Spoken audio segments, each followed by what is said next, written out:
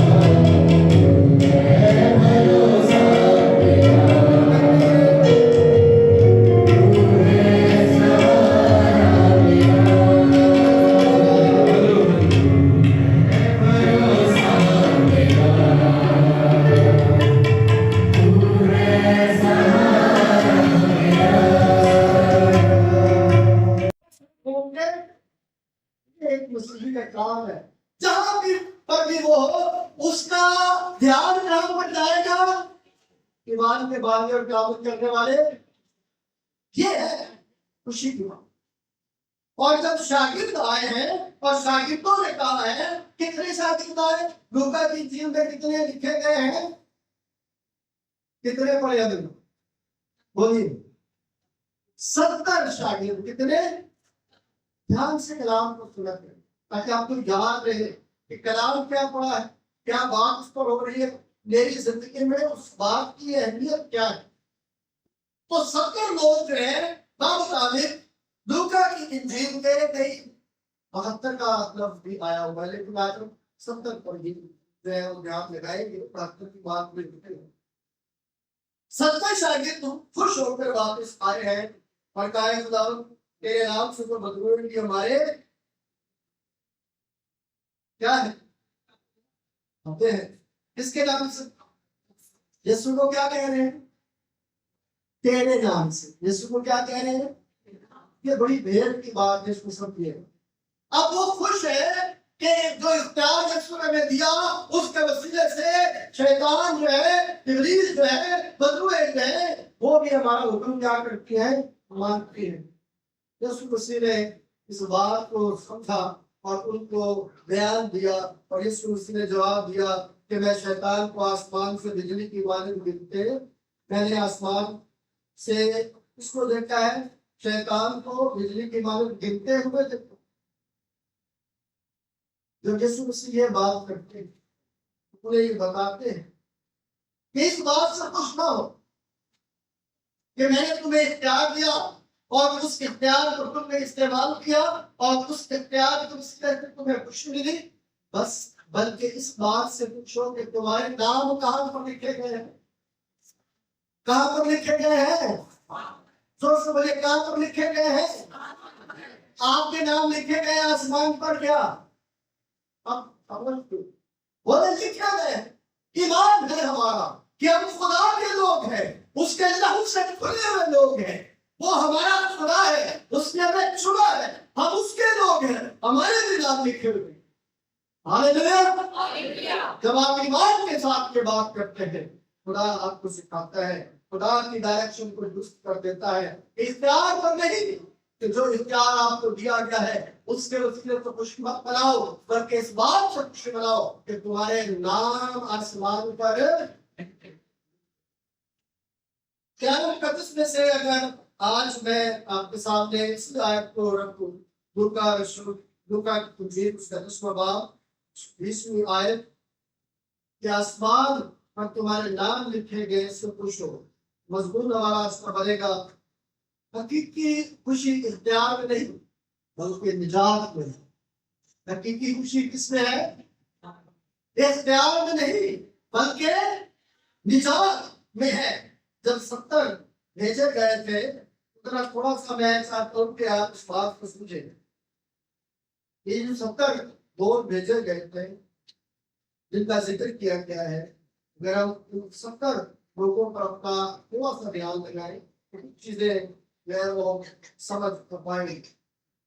खुदावंद का कलाम हमें ये सिखाता है। खुदा की किताब उसमें बात पढ़ेंगे तो वहां पर मुखालिफों के बाद 70 कौमों का जिक्र किया गया। कितनी कौमों का जिक्र किया गया है? 70 कौमों का जिक्र किया गया है। और खुदा के खातम लिखता है कि जब यीशु ने 70 लोग भेजे तो 70 कौमों की नुमाइंदगी की बात। यीशु मसीह के इस कौल को समझने की कोशिश करें कि जब यूहन्ना की इंजील में ये बात आई कि खुदा ने दुनिया से ऐसी मोहब्बत रखी, तो 70 का ये जो फिक्र है इस बात की निशानदेही करता है कि तमाम लोगों के लिए खुदा की निजात का पैगाम है। तो बड़ी खूबसूरत बात एक और खुदा के खातम ने लिखी के साथ काबिलियत का अदद है और 10 अहकाम है। तो 10 को आप मल्टीप्लाई करेंगे तो कितने हो जाएंगे? 70 हो जाएंगे। इसलिए भी इस अदद की अहमियत जो है वो हमें नजर आती है। तारीखी तौर पर देखें तो 70 साल की जिला वतनी जो है वो यहूदियों ने बर्दाश्त की। ठीक है नहीं? 70 साल। अगर इंतजामी अमूर में इस बात को कि यीशु मसीह ने 70 भेजे, इंतजामी अमूर में हम मूसा की जिंदगी पर बात करें तो मूसा ने कितने बुजुर्ग चुने थे? जी कितने चुने? 70 लोग चुने थे ताकि इंतजामी अमूर को जो है वो अच्छे तरीके के साथ कायम कर सके। यीशु मसीह ने एक अंदाजे के मुताबिक खुदा के खातम जब तफसीर करते हैं तो इस बात का इकरार करते हैं कि यीशु मसीह ने पूरी दुनिया के इंतजाम को लोगों तक पहुंचाने के लिए इन 70 लोगों का इंतखाब किया ताकि ये 70 लोग जो है पूरी दुनिया को निजात का पैगाम क्या कर सके, उनको बचाया जा सके। जब ये बात हम समझते हैं कि तारीखी तौर पर और रूहानी तौर पर और खुदा ने अपने मिशन, जिस तरह मूसा को जो मिशन दिया गया उसकी तकमील के लिए लोग चुने, इसी तरह खुदा ने इलाही मंसूबे के मुताबिक 70 लोगों को चुना ताकि दुनिया तक निजात का पैगाम जो है वो पहुंचाया जा सके।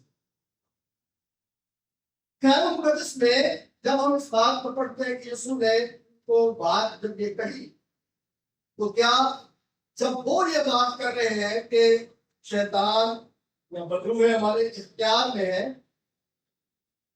उनके बताने का मकसद क्या? याद रखिए,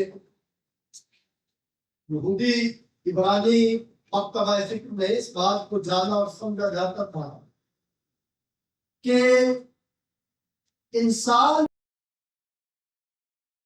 इब्लीस हमला करता है और उस पर अपना क्या जमा लेता है?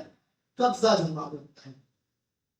वो जो कमजोर पड़ जाते हैं, वो जो अपने ईमान में कमजोर पड़ जाते हैं, उन पर इब्लीस अपना कब्जा जमा लेता है। और अगर आप मकाबीर की किताब जब पढ़ते हैं जो कैथोलिक बाइबल का हिस्सा है, और मकाबी जो तहरीक चली थी जब आप उसको पढ़ते हैं तो उसके जमाने में ऐसे गिरोह थे जो बदलुओं को निकालने का काम करते और उसके लिए वो कलाम का इस्तेमाल करते। और ये सिलसिला आज भी है। कई जगहों पर साधु और भगत जो है वो इस तरह का काम करते हैं, लेकिन अब वो काम विश्व के नाम से वो भी इस बात को समझते थे। जब उन्होंने समझा और ये जाना कि इंसान अपने इख्तियार से कुछ नहीं कर सकता जब तक उसे खुदा की तरफ से इख्तियार दिया न जाए। वो ये समझते थे कि जब खुदा का इख्तियार मिलेगा तो खुदा की बादशाहत इंसानों में कायम हो जाएगी और वो भी बादशाह का इंतजार करते हैं। कभी ऐसा नहीं हुआ था कि किसी गुरु किसी नबी के नाम के वसीले से कोई काम किया है। ये शुरुआत थी खुदा की बादशाह। और जब इस शुरुआत को वो करना चाहते हैं तो उन्हें समझ नहीं, उन्हें अपनी खुशी की डायरेक्शन का पता नहीं। यीशु मसीह की खुशी की डायरेक्शन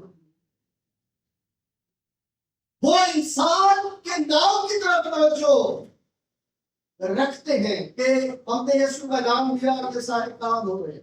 यीशु ने कहा कि मेरे इख्तियार की बात नहीं है, बल्कि बात है इस बात पर कि तुम्हारे नाम कहाँ पर लिखे गए हैं, आसमान। इस बात से खुश इंसान का इख्तियार उसके काम नहीं आता। कैसे काम नहीं आता, जरा इस बात पर हम तवज्जो लगाएंगे थोड़ी देर के लिए कि जब खुदा का कलाम पढ़ते हैं और खुदा हमें सिखाना चाहता है और खुदा हमारी जिंदगियों में इस बात को कायम करना चाहता है, तो हम खुदा के जब कलाम को पढ़ते हैं तो कलाम में एक चीज मैं वाज़ेह करना चाहूंगा। पहले मैं आपको एक गुमान पूरी की तरफ ध्यान लगाना चाहता हूँ। फिर हम मत्ती की इंजील उसके 7वें बाब की 22 और 23 आयत करेंगे। गुमान पूरी के बारे में लिखे है कि वो एक बड़ा जबरदस्त सूर, क्या उसका इख्तियार उसको खुशी दे सका? बोली, फिर हम अपने इख्तियार में कैसे खुश रह सकते? लोग इख्तियार की बात करते हैं। आज देखिए जिनके पास इख्तियार है वो खुशी मनाते हैं, लेकिन क्या वो खुशी आसमानी खुशी के बराबर हो सकती? जिनके पास इख्तियार है वो क्या काम करते? अक्सर ये देखा गया है कि इख्तियार में फरेब जो है वो बड़ा नुमाया होता है। इख्तियार में झूठ बड़ा बोला जाता है। इख्तियार जिसके पास होता है, अगर तो वो खुदा के कलाम के मुताबिक अपनी सब को दुरुस्त रखता है तो फिर वो सब सुंदर जैसे इख्तियार में अपनी जिंदगी गुजारता है। लेकिन जो अपने इख्तियार को इस अंदाज से समझ लेता है कि दुनिया की सारी अय्याशियों पर उसका कब्जा आ गया है, तो वो उसको एंजॉय करेगा, तो ये उसकी खुशी नहीं।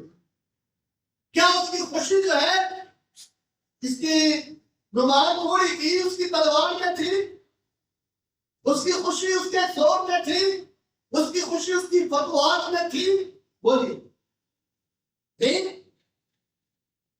क्या उसका जोर उसको तोड़ से बचा सके? क्या उसका इख्तियार उसको बचा सका?